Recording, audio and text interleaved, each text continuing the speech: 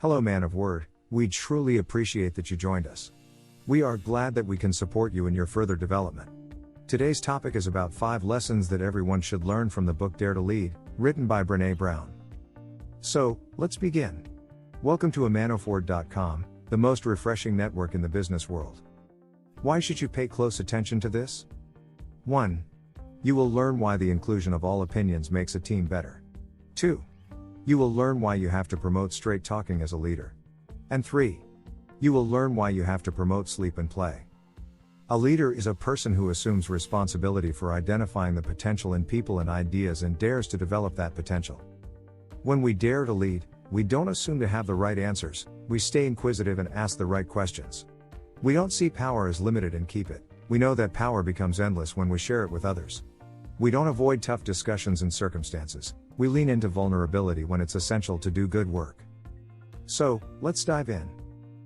Lesson 1, Daring Leadership: Modeling and Supporting Rest, Play and Recovery.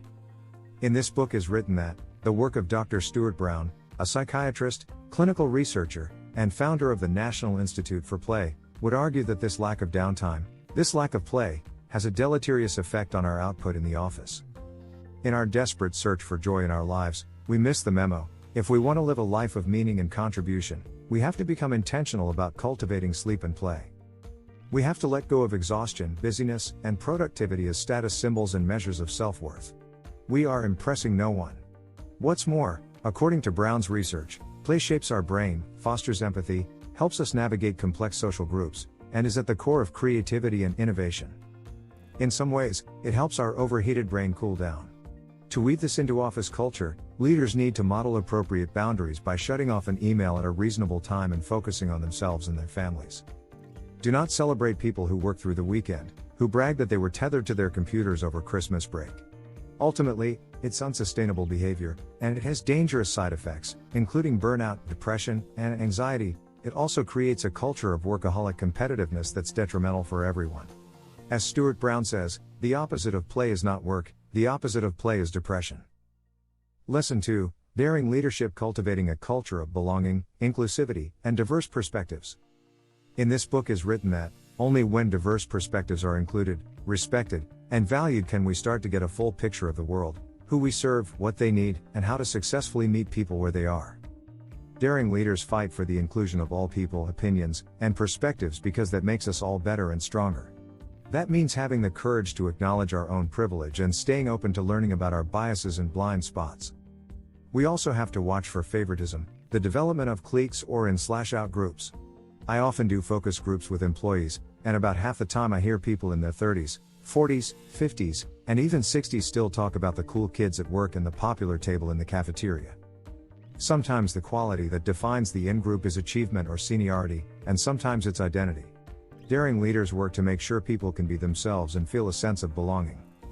Previously mentioned daring leadership strategies that promote this sense of belonging include recognizing achievement, validating contribution, developing a system that includes power with, power to, and power within, and knowing your value.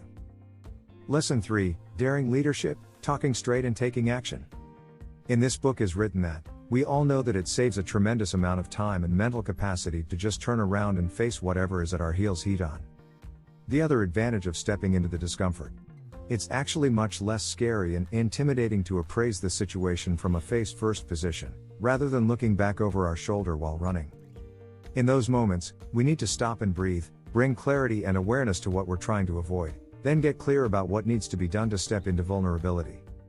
When we find ourselves zigzagging, hiding out, pretending, avoiding, procrastinating, rationalizing, blaming, lying, we need to remind ourselves that running is a huge energy suck and probably way outside our values. At some point, we have to turn toward vulnerability and make that call. A couple of years ago, I spoke at a global leadership event for Costco. I was sitting at a table in the front row watching their CEO, Craig Jelinek, take questions from Costco leaders. The questions were tough, and 90% of the time, Craig's answers were as tough or tougher. I've seen a lot of CEOs take unvetted questions, and more often than not, when the questions have hard answers, the leader zigzags like there's a gator in hot pursuit.